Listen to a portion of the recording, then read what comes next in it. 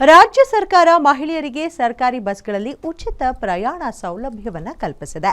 ಕರ್ನಾಟಕದ ಸಾರಿಗೆ ನಿಗಮಗಳು ಫ್ರೀ ಸ್ಕೀಮ್ ಬಳಿಕ ಲಾಭದ ಹಾದಿ ಹಿಡಿದಿದೆ ಎಂದು ಹೇಳಲಾಗ್ತಿವೆ. ಆದರೆ ಸರ್ಕಾರದಿಂದ ಬಾಕಿ ಹಣ ಬಿಡುಗಡೆಯಾಗದೆ ಸಂಕಷ್ಟದಲ್ಲಿ ಸಿಲುಕಿವೆ. ಇದರ ನಡುವೆಯೇ ಬಿಎಂಟಿಸಿ 3 ಕಂಡಕ್ಟರ್ಗಳನ್ನು ಅಮಾನತು ಮಾಡಿ ಶಾಕ್ ನೀಡಿದೆ. ಅಸಲಿಗೆ ಆಗಿದ್ದೇನು? ಆ ಕುರಿತ ಮಾಹಿತಿ ಇಲ್ಲಿದೆ.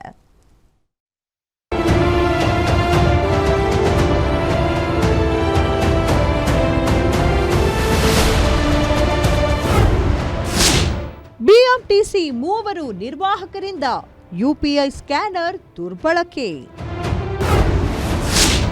ಸಂಸ್ಥೆ ಹೆಸರು ಹೇಳಿ ತಮ್ಮ ಜೇಬು ತುಂಬಿಸಿಕೊಳ್ತಿದ್ದವರಿಗೆ ಬಿಗ್ ಶಾಕ್. ತಂತ್ರಜ್ಞಾನ ಬದಲಾಗ್ತಿದ್ದಂತೆ ಅಕ್ರಮ ಮೋಸ ಮಾಡುವವರ ಸಂಖ್ಯೆನೂ ಹೆಚ್ಚಾಗ್ತಿದೆ. ಇದಕ್ಕೆ ಸೂಕ್ತ ಉದಾಹರಣೆ ಅಂದ್ರೆ ಬಿಎಂಟಿಸಿ ಕಂಡಕ್ಟರ್.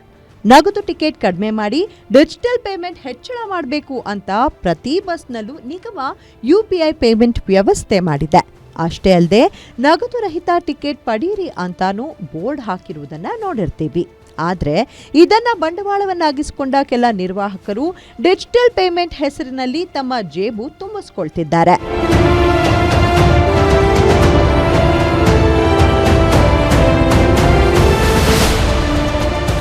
ಡಿಪೋ 23ಕ್ಕೆ ಸೇರಿದ ನಿರ್ವಾಹಕ ಸುರೇಶ್, ಡಿಪೋ 3ಕ್ಕೆ ಸೇರಿದ ಮಚ್ಚೇಗೌಡ ಹಾಗೂ ಡಿಪೋ 14ಕ್ಕೆ ಸೇರಿದ ನಿರ್ವಾಹಕ ಅಶ್ಫಾಕ್ ಖಾನ್ ತಮ್ಮ ವೈಯಕ್ತಿಕ ಖಾತೆಗಳಿಗೆ ಬಸ್ ಟಿಕೆಟ್ ಮೊತ್ತವನ್ನ ಯುಪಿಐ ಮೂಲಕ ಸ್ಕ್ಯಾನ್ ಮಾಡಿಸ್ಕೊಳ್ತಿದ್ರಂತೆ.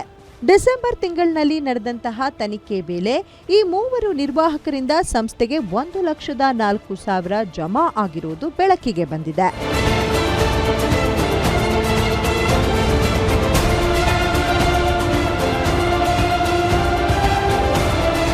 ಸದ್ಯ ತನಿಖೆ ವೇಳೆ ಸಂಸ್ಥೆಗೆ ನಷ್ಟ ಉಂಟು ಮಾಡಿದ್ದರ ಕುರಿತಂತೆ ತನಿಖಾಧಿಕಾರಿಗಳು ಸಾಕ್ಷಿ ಸಮೇತ ಸಾರಿಗೆ ಸಚಿವರ ಗಮನಕ್ಕೆ ತಂದಿದ್ರು. ಇದನ್ನ ಆಧರಿಸಿ ಸಾರಿಗೆ ಸಚಿವ ರಾಮಲಿಂಗಾರೆಡ್ಡಿ ಅಮಾನತು ಮಾಡುವಂತೆ ಸೂಚಿಸಿದ್ರು.